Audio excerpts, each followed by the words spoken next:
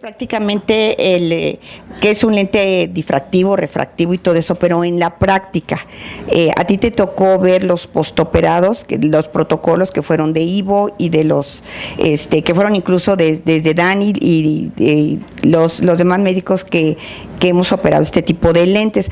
¿Has encontrado desde el punto de vista clínico una diferencia entre estas variedades de lentes que mencionaste, si es multifocal, difractivo, refractivo, en la satisfacción del paciente? Bueno, sí, justo como le había comentado, un lente refractivo, el 100% de la luz va a llegar a la retina, entonces la sensibilidad al contraste va a ser mucho mejor que un lente difractivo.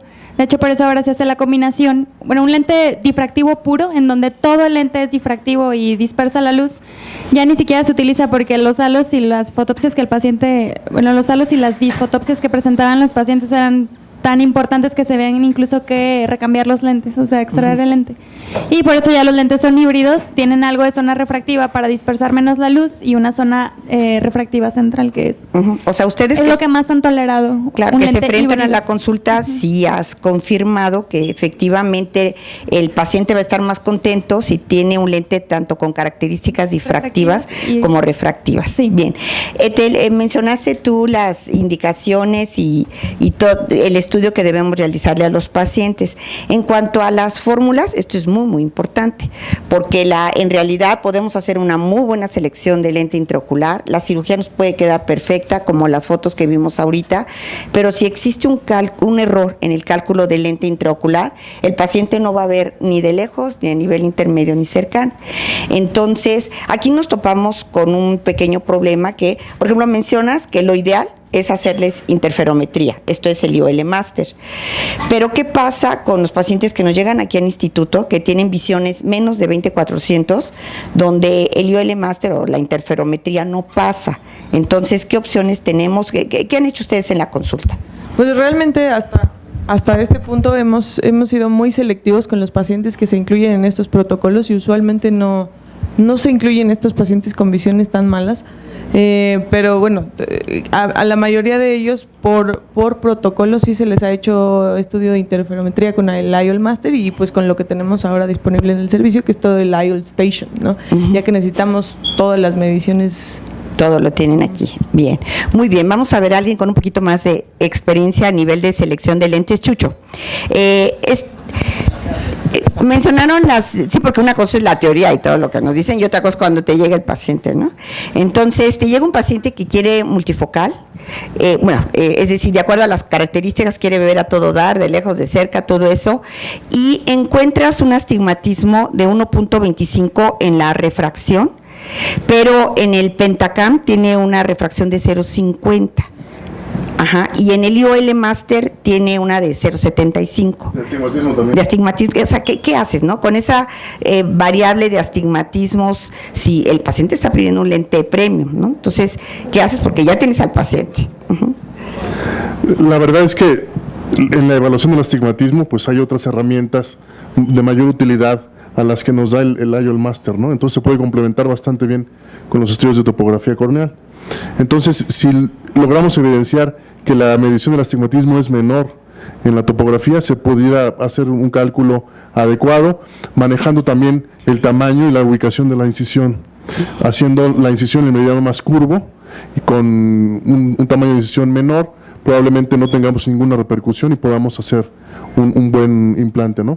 Y por supuesto no olvidar que también existen tecnologías multifocales tóricas, entonces aun cuando tenga un astigmatismo mayor a 1, pudiera ser una alternativa el implante de un lente multifocal tórico. Claro, muy bien, gracias. A ver, otra pregunta ahora, Marisol. Ethel mencionó que el paciente diabético, realmente, sobre todo si es un paciente ya que viene con una retinopatía diabética, pues lógicamente a ese paciente no le vas a indicar un lente multifocal. Pero ¿qué pasa si llega contigo un paciente que es diabético, pero en realidad tiene un seguimiento, es un paciente muy responsable con su dieta, tiene hemoglobinas glucosiladas de 5, tiene muy buen control de la diabetes, tú le ves fondo de ojo, no tiene ningún dato de retinopatía diabética, pero el paciente es muy activo, tiene su trabajo es de computadora y te solicita un lente premium, ¿qué haces? Doctora, simplemente le explico que de acuerdo a las características en cuanto a la evolución de su padecimiento de base, que es la diabetes, por el momento no tiene ningún problema en su retina y mientras él se mantenga en un control estricto, se va a mantener con la misma calidad y buena visión. Entonces, a este paciente que es muy bien cuidado, que no tiene alteraciones ni en su azúcar ni en su retina, sí es un candidato como para poderlo ofrecer. Lo que sí hay que hacerle hincapié es que debe mantener todo el tiempo estas dos cualidades para que podamos mantener la función ideal del lente que vamos a colocar. Porque si en un momento dado él modifica o la dieta, el ejercicio o se empiezan a dar alteraciones en la retina, la visión va a ser muy de baja calidad, considerando la función ideal del lente. Muy bien, gracias. ¿Y Humberto no vino? Ay, perdón, Humberto.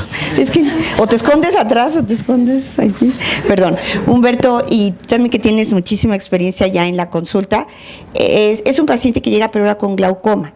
Es un paciente que es un glaucoma preperimétrico, ¿sí? Estás así en la duda entre que si es glaucoma o no, pero también requiere un lente premium. Y es un paciente que se ajusta a todas las indicaciones que tú le dices. ¿Qué haces? Primero que todo, quiero hacerles una corrección porque están hablando de catarata senil en mayores de 50 años y está mal. ¿Verdad que duele? No. En un paciente con glaucoma importan mucho los antecedentes. Si el papá o algún familiar tiene un glaucoma ya avanzado, yo en estos pacientes sí soy muy estricto y no les coloco un lente multifocal, porque sí se ha demostrado que los estudios de seguimiento de un paciente se ven alterados cuando hay un lente multifocal. Si es una sospecha todavía de glaucoma. Si el paciente, igual que lo decía Marisol, es un paciente que se cuida y que va a estar en los controles y va a estar un adecuado seguimiento, se podría colocar un lente multifocal, pero bajo todas esas requisiciones de que tiene que cuidarse y que hay que hacer un seguimiento muy estricto. Bueno, gracias, Humberto. Carla, tú presentaste dos tipos de lentes intraoculares, incluso, ¿te acuerdas que estuvimos en la misma mesa redonda en Perú ahora?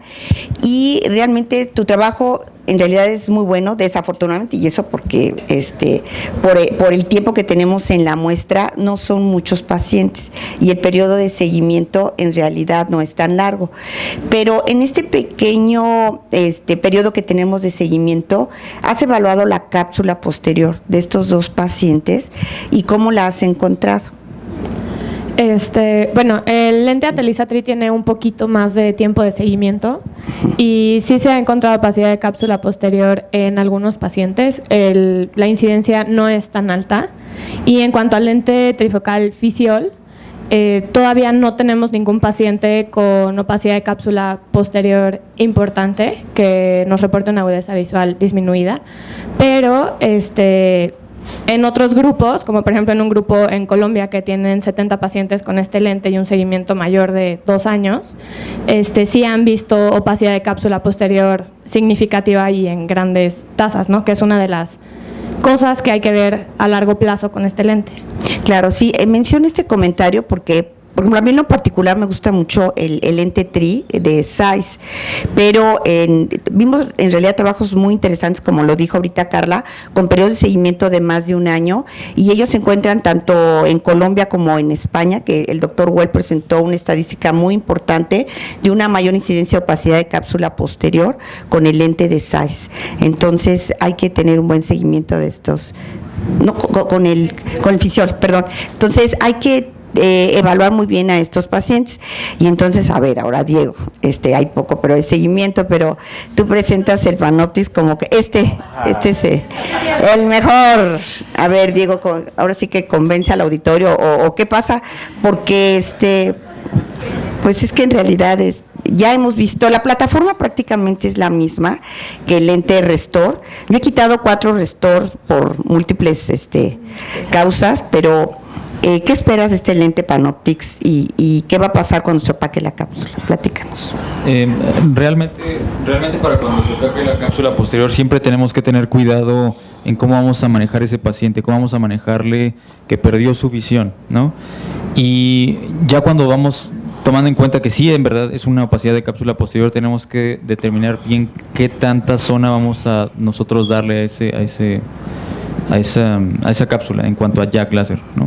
Tenemos que tratar de evitar esa zona difractiva y evidentemente tratar de evitar el óptico para tratar de no lesionarlo. En cuanto a eso nada más.